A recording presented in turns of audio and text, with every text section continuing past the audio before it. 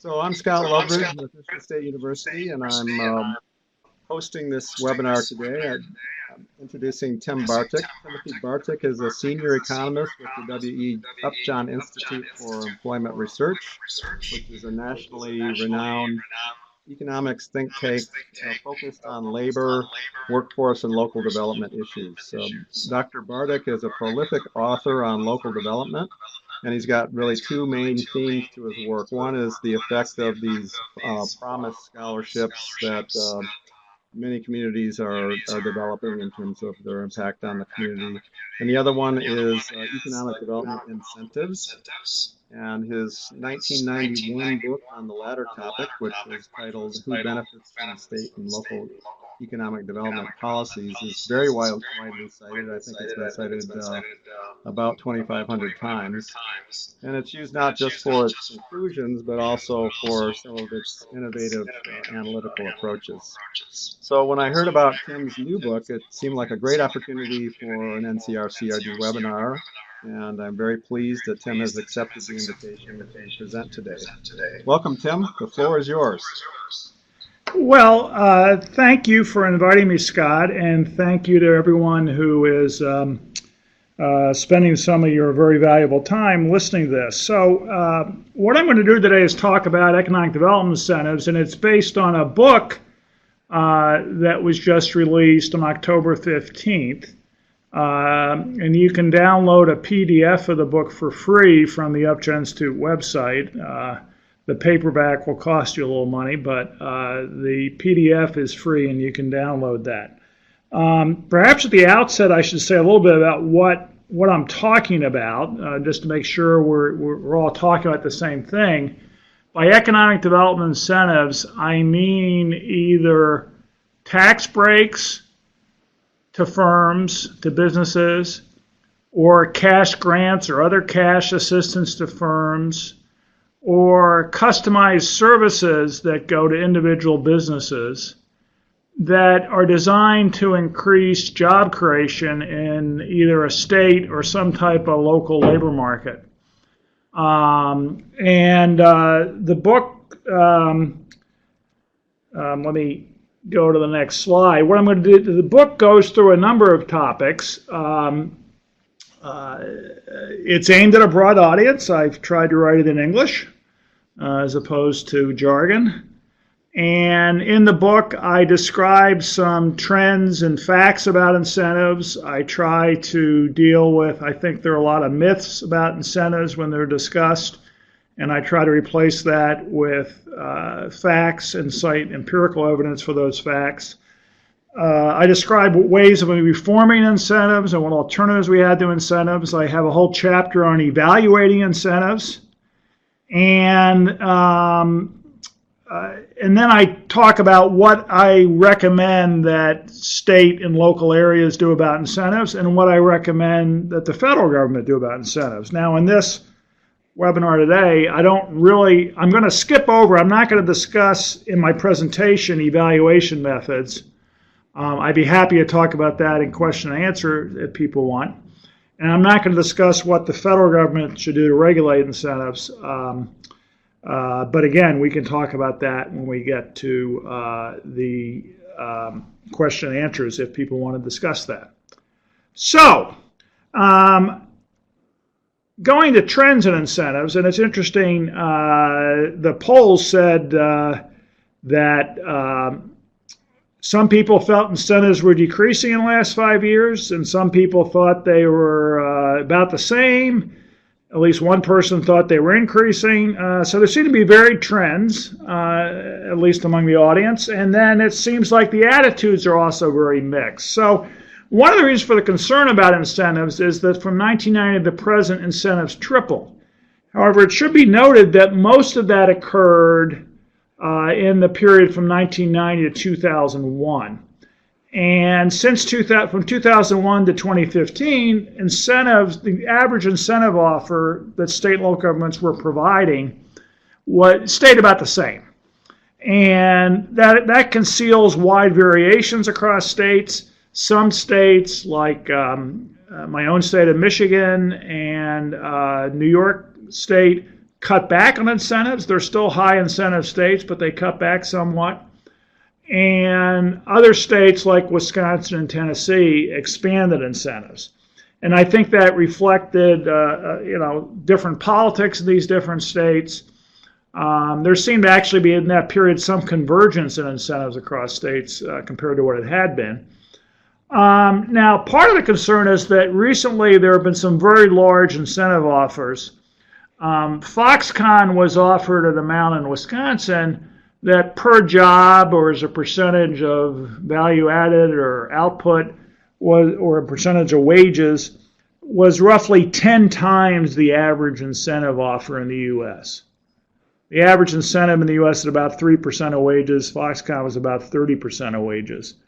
And some of the Amazon offers, not the ones Amazon accepted, but some of the offers they got were also way above average incentives. So one of the concerns is that we might see a new round of incentive competition that would accelerate the competition. And perhaps there's some need to think about cutting back on this and reforming it. So what are incentives? Let's have some description of types of incentives. This particular chart, which is based on data as of 2015, but I don't think things have changed dramatically overall. It indicates a couple things. That first of all, the overwhelming majority of incentives are some type of cash. They're either tax breaks, taxes are reduced below what they otherwise would be, or they're cash of some sort, either cash grants explicitly or in some cases refundable tax credits.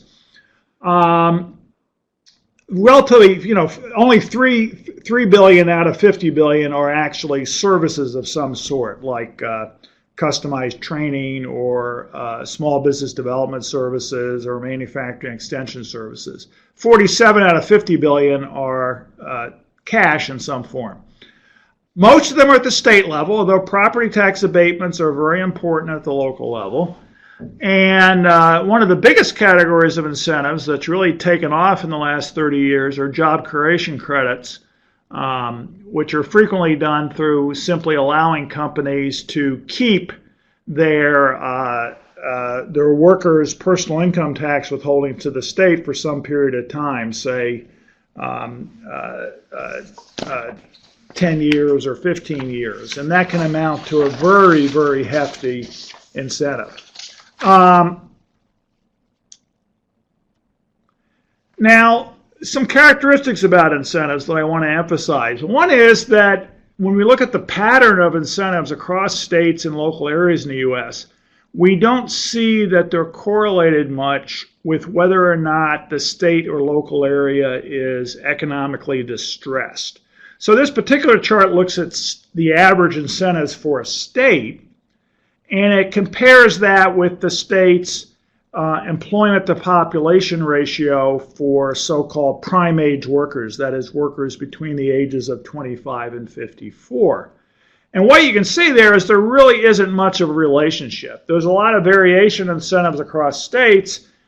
It's maybe slightly correlated that if the employment to population ratio is lower, there's some slight tendency for states offering higher incentives, but it's by no means universal.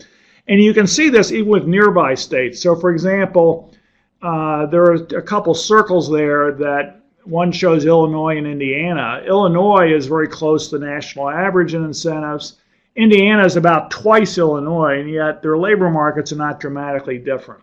Similarly, North Carolina and South Carolina, right next to each other, South Carolina's incentives are twice those of North Carolina's. And when you look within states, you also find a similar pattern, that if the purpose of these incentives are to bring jobs to distressed areas, they're not right now distributed in such a way as to do that. Another thing that I want to note about incentives is that a lot of them are very long-term.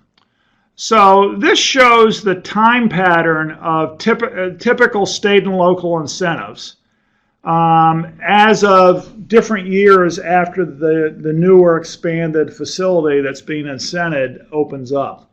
So incentives are highest in the first year of operation, and they drop quite a bit by the second year.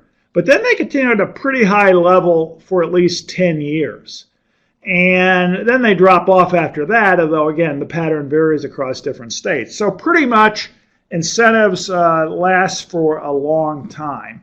And that's a little troublesome because there's considerable evidence that in making location expansion decisions, as well as other investment decisions, that firms in making those decisions are relatively myopic. That is, they're focused on the short term, on short-term profits, the stock price, and frankly, it's hard to see why a tax break provided in year 10 of the facility's operation will play much role when the person making location decision probably won't be around by then. Now, before I go on to the next things, myths or facts about incentives, Scott, if you guys could put in the poll 3 here. And if people could quickly look at that, and this simply asks you, I'm curious what your perception is when new firms locate in your area, who they tend to hire. Do they tend to hire locally? And if they hire locally, do they bring in, hire the unemployed or hire people already employed? I think actually the poll, let's call the first one employed. The way we did this, we had two things to say unemployed, and let's treat option. I just noticed this little typo. They hire local residents previously were employed. Let me have that be the first option. Option 2 will be unemployed.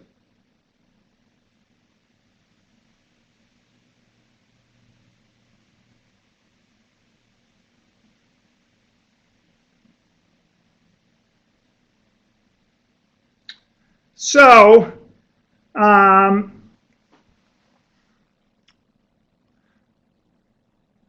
Has everyone who wants to vote had a chance to vote?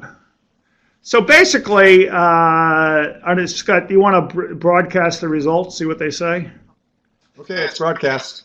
Okay, so basically the response is that people, about half said they mostly hire local residents who previously were employed. There was a typo there. About 40% said that they bring in new workers from elsewhere, and about 10% said they hire workers who previously were unemployed. So I'm going to come to that in a minute when I discuss myths. So if we can move the poll to the side so I go on to the next slide, that would be helpful. Thank you. So let me talk about some myths about incentives and what some of the empirical realities show. So one myth about incentives that certainly many economic developers claim is that every firm they touch with an incentive would never have located the jobs in the area or expanded or whatever the location decision was without the incentive. That the incentive is always decisive. That is, but for the incentives, but for 100% of these jobs are due to the incentives. Now, the empirical evidence suggests that for a typical incentive, at the current average level of incentives, the but-for will be less than 25%. And that research comes from numerous empirical studies, econometric studies of incentives, and surveys even of firms. And so you have to account for the fact that at least 75% of the time, even if you hadn't provided the incentives, you would have gotten 75% as many jobs in your local economy. 75% of the time, at least, incentives are all cost but no benefit. Second thing I want to note is a lot of studies, when looking at the impact on incentives, cite pretty high multipliers that people get from various input-output models that are put out by either BEA has an input-output model, U.S. Bureau of Economic Analysis, and there are numerous commercial firms, Implant and others, that also put out input-output models. Input-output models are great. They tend to overstate multiplier effects by about 1/3 because the input-output model does not account for the fact that when you have incentives, and when you have job growth, in addition to having multiplier effects on local suppliers and local retailers, the incentives will increase local cost. Wages will go up, land prices will go up to some extent, and that will discourage other job growth. And empirically, it looks as if the negative cost effects offset about 1/3 of the initial positive impact on local suppliers and local retailers. The third question deals with who gets the jobs, and this directly related to the poll item. The research studies show that when you create jobs, if you think about it logically, when you increase employment, employment equals the employment to population ratio in the local economy times the population. So either employment population ratio has to go up, or population has to go up, or some combination. There's no ultimate choice. And most of the studies show that in the long run, when you create new jobs in the local economy, 70 to 90% of them go to increasing the local population, and about 10 to 30% go to local residents otherwise would not be employed. Now you might say, that seems weird. What if the firm hires all local residents? Well, that helps, but if they hire local residents who are employed, that creates a job vacancy, and that job vacancy in turn is filled in three ways. Either another local resident is hired for the vacancy who's employed, someone who is unemployed, or someone moving in. There's no other alternative. And ultimately, that job vacancy chain is only terminated when either a non-employed person is hired or someone new to the area is hired. There's no other alternative. So that's what the studies show. Now, this varies in different areas. In more distressed local labor markets, where the employment to population ratio is initially lower, more of the jobs tend to go to the local non-employed. So it makes a big difference to benefits whether or not your area has a low or a high employment to population ratio initially. Distressed areas benefit more from job creation than non-distressed areas. And finally, sometimes you hear claims that incentives will pay for themselves. Proponents of incentives point to revenue gains for state and local governments when you generate job growth.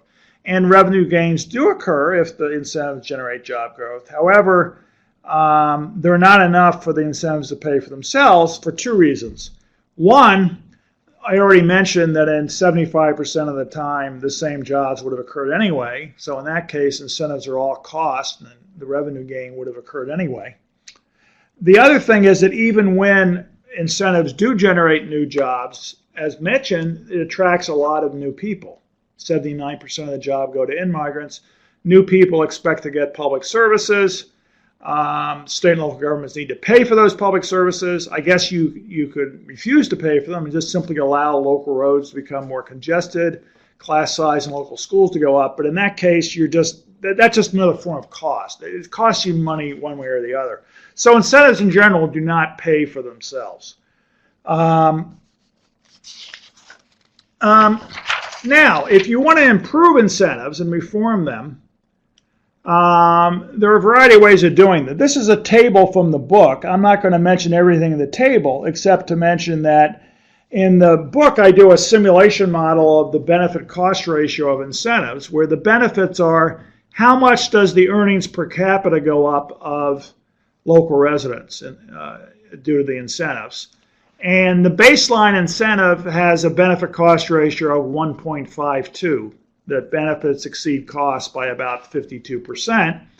And you can increase that in a number of ways. And one way you can increase it is by targeting at distressed areas. If it's a high unemployment area, the benefit-cost ratio doubles from 1.52 to 3.15. Another way you can increase the benefit-cost ratio of incentives is make them more upfront, because that makes them more salient to business decision makers who are often myopic, and that increases the benefit-cost ratio from 1.5 to over 2. And a final way you can enormously increase incentives, which benefit-cost ratio, is by doing various types of customized business services, which, if they're high quality, can often be far more effective than cash. Okay, could you briefly do the other poll 4?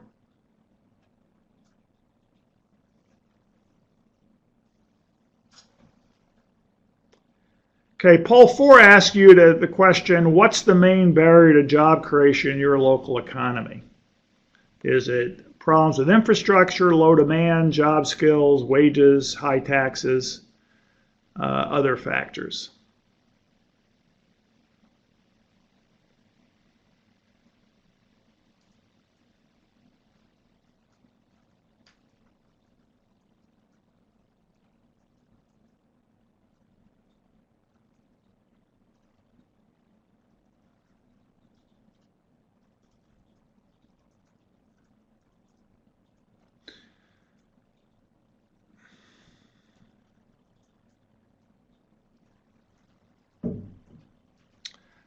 Okay, has everyone had a chance to vote?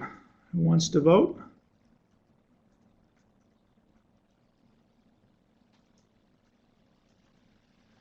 Okay, basically we got a lot of responses about, the main responses we got were problems with infrastructure and problems with job skills. And too high wages or too high taxes did not get many votes. And if we can move the poll to the side, I can talk about the fact that that's true is part of why you can do better than incentives if your goal is job creation. So this is a chart that looks at the annual cost per job year created by different policies. You can cut business taxes overall. You can target it more through business tax incentives, and that does better than simply giving tax breaks to every McDonald's in the state. You can try to focus on higher multiplier incentives where the company has more local supplier links, and that does better. But there are numerous studies showing that things like customized job training, where a local community college will provide trained workers that are customized to the needs of the company, can be far more effective, can create more jobs per dollar than even very high multiplier tax incentives. Manufacturing extension, where there are some folks who help either provide advice to local smaller manufacturers or help broker advice from local college faculty or from private consultants, can be quite effective. Neighborhood development programs can be quite effective, and brownfield redevelopment programs where you try to, in general, land development seems to be quite effective in increasing jobs. And so is improving infrastructure in depressed regions. That can also be very effective. So, I mean, the reality is the impediments to development, it's easy to throw cash at a problem. But in general, you're going to do better in doing job creation, local economy, if you target the problem. So if the problems are job skills, customized job training can help. If the problem is infrastructure, infrastructure can help. Now, of course, you have to do this in a high-quality way. No one is saying that a poorly designed training program that's not well run will do anything. No one is saying a bridge to nowhere will do anything. Now, it's not only possible to do better on job creation. I mean, job creation is a means to an end. We're not trying to do job creation just, job growth is not necessarily good in and of itself. The reason why we like job creation is we hope that it increases employment to population ratios. So it raises earnings per capita by doing that. And we hope it also puts some upward pressure on local real wages. And both of those will increase earnings per capita. Now, you can also increase earnings per capita through policies that may or may not increase job creation, but will certainly boost earnings per capita by attracting better jobs. And a lot of these are skills programs if they're run in a high-quality way. And so in the book, I talk about various studies have been done. There are community college workforce education programs. As I said, the average incentive program has a benefit cost ratio in terms of higher earnings, higher present value of earnings to cost of about 1.5. Benefits are about 50% higher than cost. But community college workforce education can have benefits of 8 times cost. place-based college scholarship programs such as the Kalamazoo Promise, where in some place you promise students that if they go to college, it will somehow be paid for, can have a benefit cost ratio almost 7-to-1. High quality universal preschool, 6-to-1. Improving, spending more in public school can have a benefit cost ratio of 5-to-1.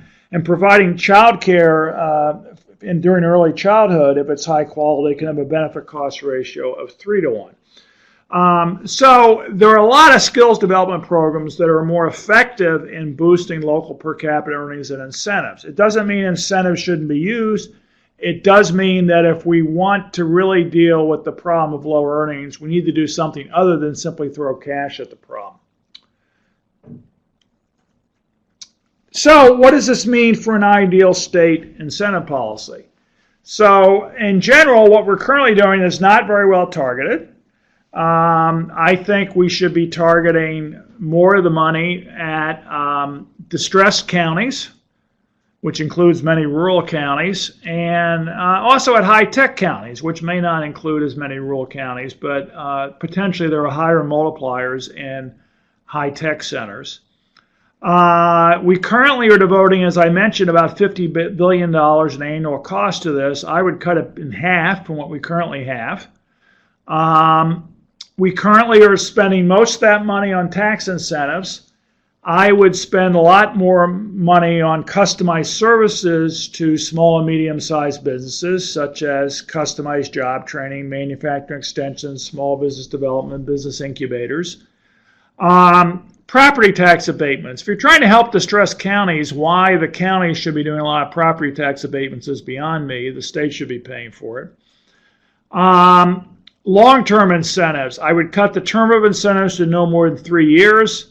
Because upfront incentives are more effective, I would have some kind of clawback so that in the case the company leaves, you can recover the funds. And I would cut the average tax incentive. And then I think there needs to be some budget for these things. I mean, currently sometimes there's simply no state budget for these things. States act as if there's no cost to these things. That's not the case. You need to make these things part of your state business tax budget. And of course, another thing that's not listed in this table, if we cut the overall cost from $50 billion to $25 billion, that frees up $25 billion that we can use on things like infrastructure and improving public schools and other purposes that might, in fact, be more effective in boosting earnings per capita.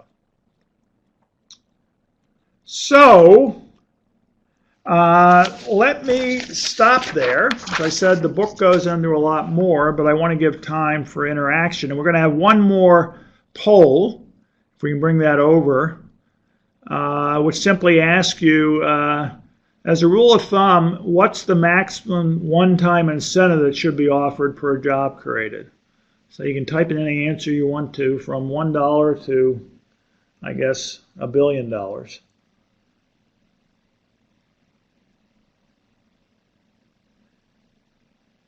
And I'm not sure there's one right answer here, by the way. At least I don't have a right answer. I have a variety of complicated answers.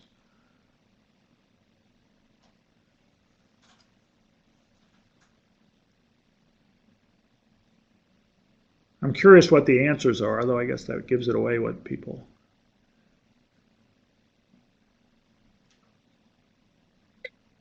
So we're not broadcasting right now, but we could broadcast that. What are people saying? Has anyone had a chance to give an answer? Who wants to give an answer? We got 6 answers so far.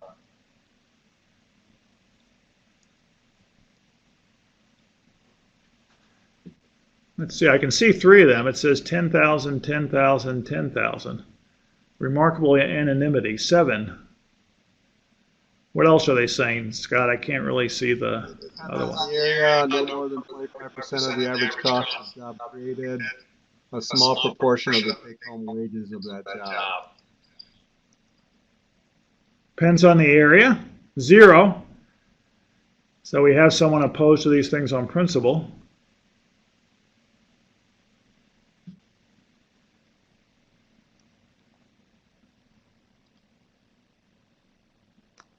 Okay.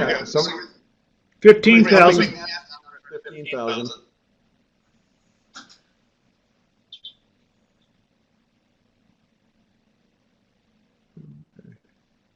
Okay. Why don't we stop there? We have 9. What do the other answers say? I'm curious. Can we view the other answer? I was curious about the other. So there's 10,000, 10,000, 10,000, 0, 15,000. It depends on the area. No more than 25% of the average cost of job created. A small proportion of the take-home wage of that job. 1,000, 2,000. So okay. That's the range. Good. Okay, we have a relatively low incentive crowd because Foxconn in Wisconsin was offered over $200,000 per job. So, okay. Well, I'm happy to answer any questions people have. Scott, if you can communicate to me the various questions that come in, and I'm happy to respond. And I believe that... yeah, I moved the chat box. And so people just enter stuff in the chat box. Is that what they do? Yep, they just enter stuff in the chat box. And while people are thinking of their questions, I did have one. So you've been working in this area for about 3 decades, and of course your landmark book was in '91. Has your thinking evolved at all about these? For example, in the 1999 book, you talked a little bit more than in the current book about sort of the kind of the hysteresis effect of the business employing people that maybe didn't have job skills, and this would sort of cause them to be more able to be permanent members of the workforce and things like that. Is that still an important consideration for you, or do you feel like that's maybe less than oh yeah, my thinking on that, if anything, I think the research evidence has made that stronger. In other words, I think job creation is very valuable. I think policymakers at the state and local level are quite properly judge that creating additional jobs in many local economies can be valuable, not just in the short term and the long term. And it can be valuable because when you increase jobs, some people get hired who otherwise would not be employed. And they gain job skills broadly defined. It might not be just job skills in the sense of knowing how to do the job. It might also be they avoid getting involved with substance abuse of some sort or another. They might not get involved with crime. They might have better mental and physical health in general. And all of that can get translated in the long run employability and long run wages. And so I think that's true. Now, the evidence has become clear over the years that those effects occur most powerfully in distressed economies. In the U.S. right now, certain areas of the U.S. are not distressed. I mean, at least overall, in terms of lack of jobs. I mean, Silicon Valley and some of the major cities on the coast, and some cities not in the coast, like Nashville, are getting a lot of job growth, have high employment to population ratios. When you create jobs in those areas, you don't really do a lot to increase the employment to population ratio. So you don't get these hysteresis effects in booming areas. Where you get the hysteresis effects in areas that lack jobs, that have low employment rates. And in that area, creating jobs there can have major effect on people's long-run skills. So I still believe this. So you still believe it? Okay, good. Yeah, that's great. So it didn't come as through as loudly in the recent book as it had in '91. So I was curious about that. There are some comments that have come in. This one came in a while ago. MA talks about the major constraint in their area is a lack of workforce. So obviously in an area like that, you're kind of saying it's maybe not as important, although the book talks about high tech as maybe an area where you'd still do that, right? Well, yeah. So if you're saying the lack of workforce, and I guess I'd like to know what's meant by that exactly. do you mean lack of a skilled workforce or simply lack of people? If it's lack of people, and so part of it could be that you have an area that maybe it has some legacy cost and whatever, and it's having difficulty supporting itself. You could have some fiscal benefits in such an area that might occur that'd be more than in some area that had been booming for a while. If an area has lost a lot of employment and population, maybe you would have some greater fiscal benefits than otherwise would occur. So I would agree with that. It's a lack of people. Okay. Yeah, well, yeah, I mean, I think that can be an issue, and I think that can mean that the benefits of job growth might be greater in that area than they would be elsewhere. I suspect, though, that there's also probably a below average employment rate in such an area. If you're losing jobs in population, a lot of times you also have a depressed employment rate. And I know from looking at data that there are a lot of rural areas in the U.S. that have low employment to population ratios.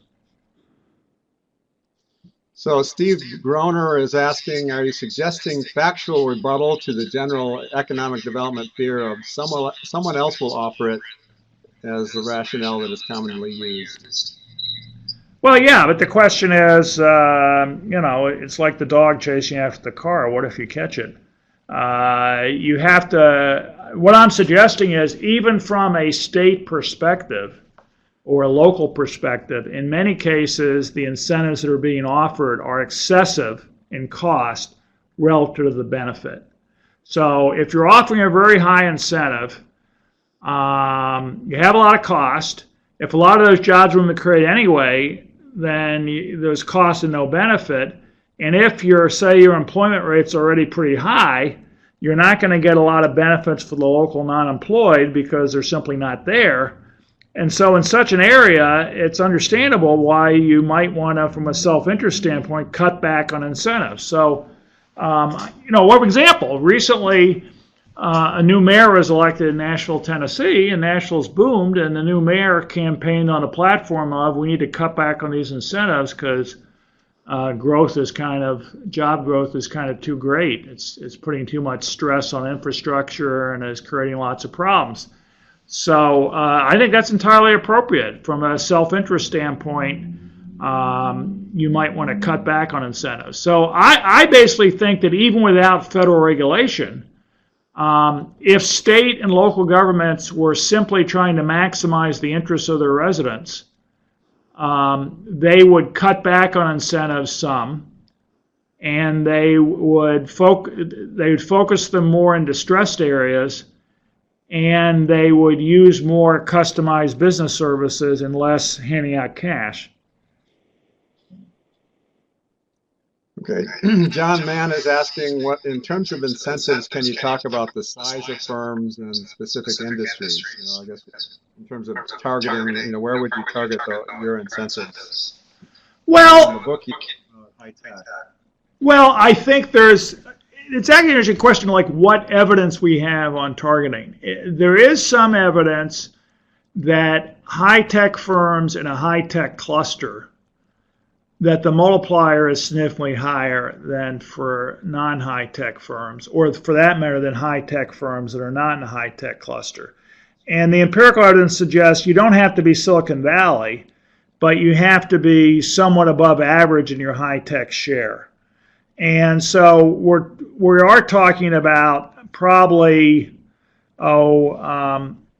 maybe 70 or so communities in the U.S. that would have sufficient high-tech share where the high-tech multiplier would be high. And those would tend mostly to be larger communities. So certainly Denver and Minneapolis, St. Paul, and Madison, Wisconsin, and a variety of areas, Kalamazoo, Grand Rapids. I think on the whole, the U.S. would be wise to try to diversify its high-tech sector beyond Silicon Valley and Boston to additional high-tech centers around the country. Now, conceivably, that could have benefits for rural areas that are adjacent to those high-tech centers. So it might have some impact on rural Wisconsin or rural Minnesota. or rural Michigan if, say, the high-tech sector and some nearby cities expanded dramatically. So William says, Steve Groner says, how do you get states to better accept their responsibilities? I think the table here was saying that it really should be coming from state funding, not local property tax abatement. So how do you get them to do that? Well, I'm not a political genius. I feel that, as someone who's kind of a policy wonk and a researcher, I try to outline what I think the research shows. And I try to distribute that both in more technical publications, and I try to write things in English, and I try to talk to legislators and testify before committees and communicate to staff of legislators and to various interest groups and policy groups what I think is going on. And you can try to influence the policy debate. I think you need people need to be talking about the fact that some of these incentives are excessive and they're not targeted at distressed areas, and that there is a huge national interest. Not just the local area, but the nation would benefit if we reduce some of the regional inequality we have in this country, and if we redistributed some jobs to distressed areas, which include many rural areas and some small and medium-sized cities away from the coast.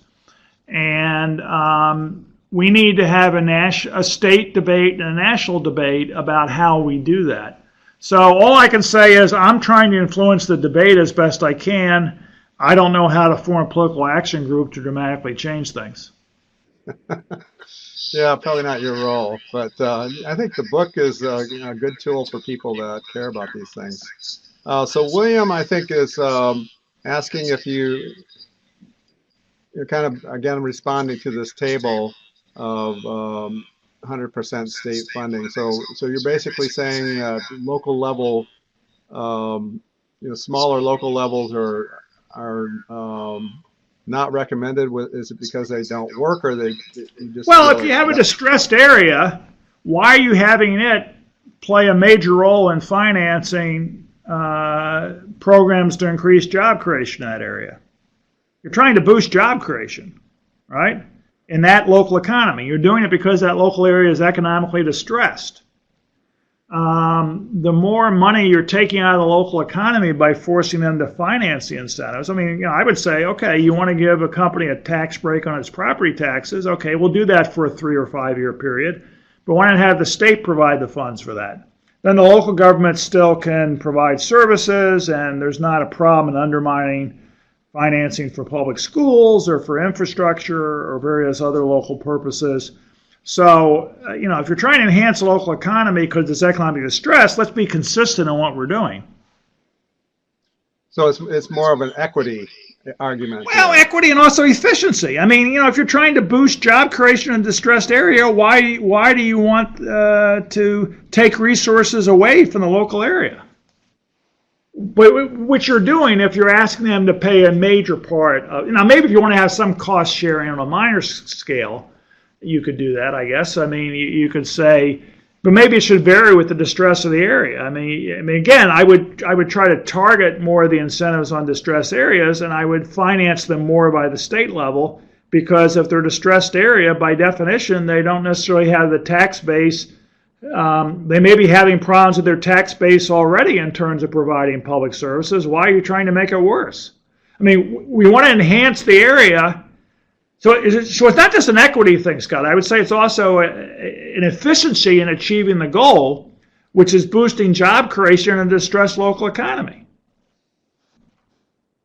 Okay, so that's assuming that it is targeted toward those local. Well, yeah, if it's not targeted, then I guess, if it's a wealthy community, I think they should be paying more. But again, so for example, in the high-tech area, you might argue that if it's a high-tech area that's already doing okay, maybe they should pay a larger share of the cost. That would be a different situation. Okay.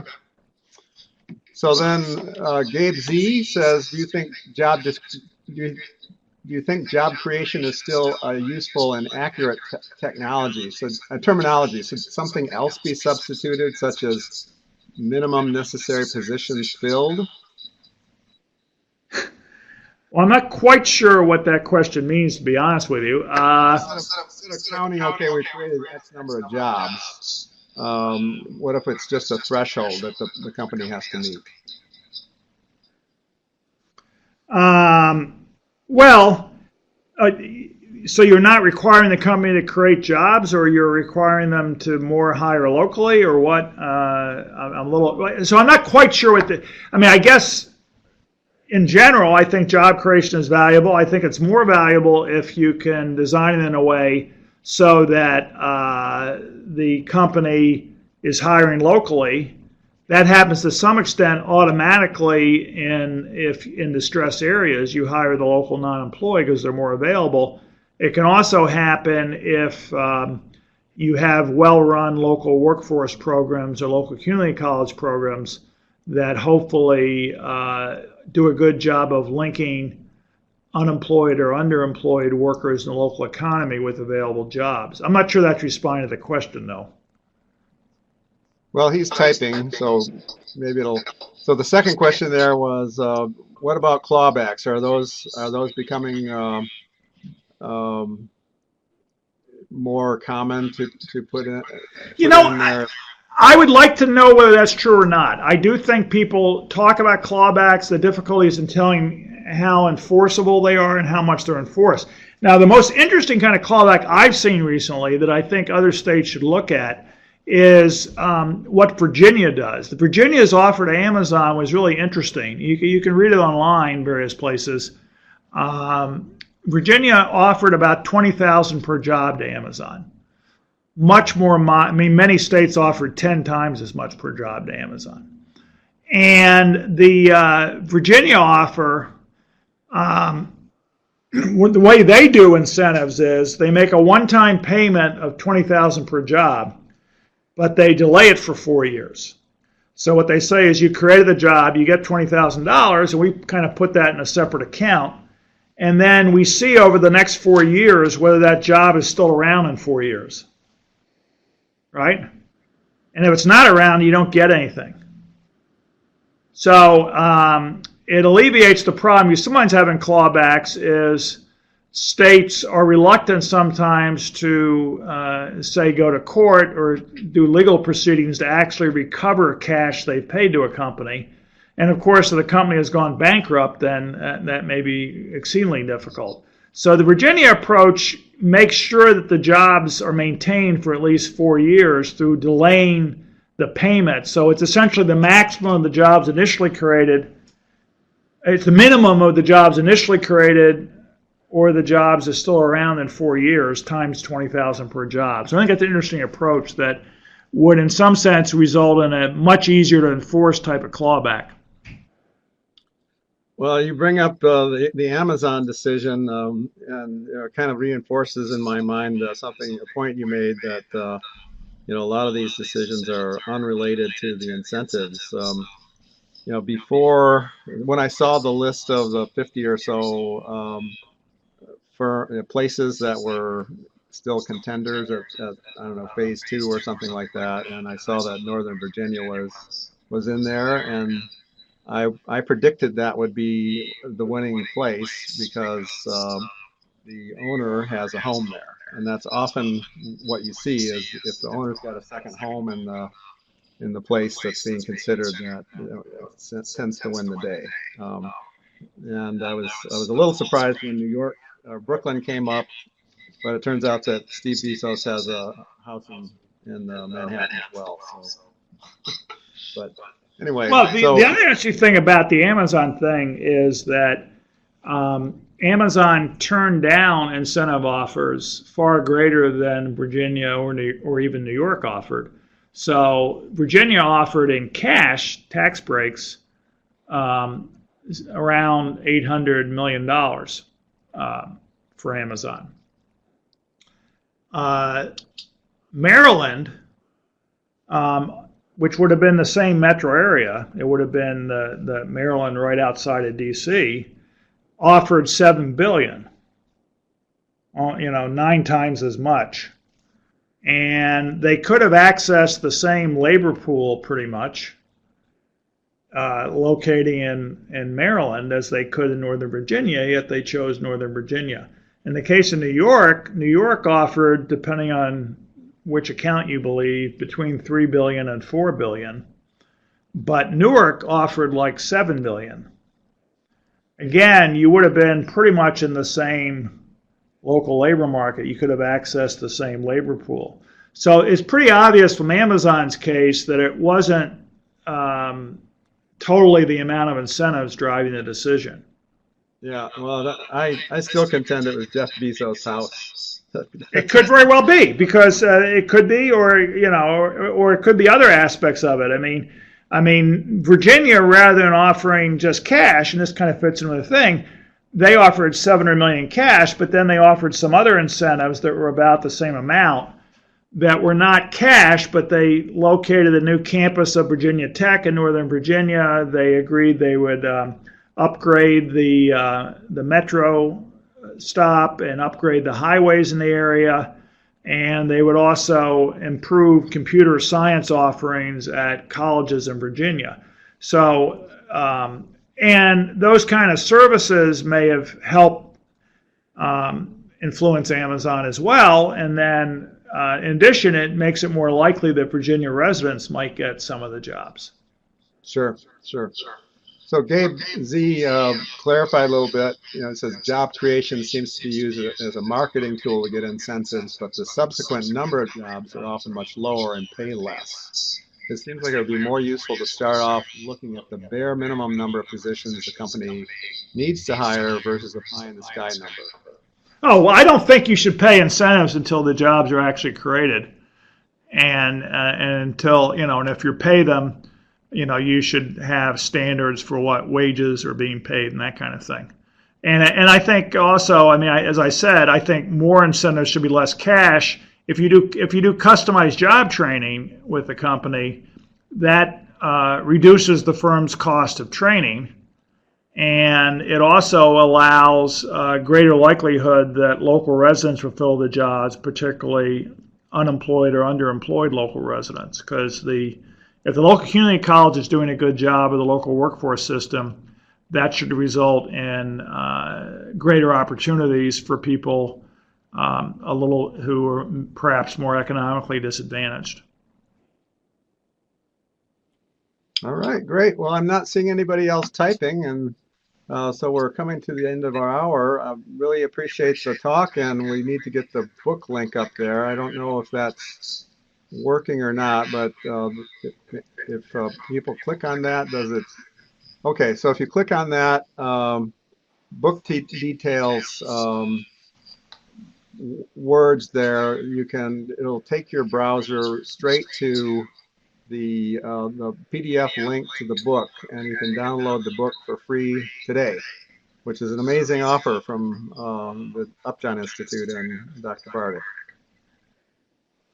Right, and I'd like to thank Scott for arranging this and doing the interview, and I'd like to thank everyone who was involved in doing the technical support to make this possible. And of course, I'd like to thank all of you for your time, and I'd like to thank you for all the work you're doing, because I know I know you guys are doing a lot of very valuable work in numerous communities around the country, and I appreciate it. I'm glad you're doing it, and I always feel I learn when I talk to people doing local economic and community development about what some of the challenges are they face. And anyway, I hope the book is at least somewhat helpful to you in your work.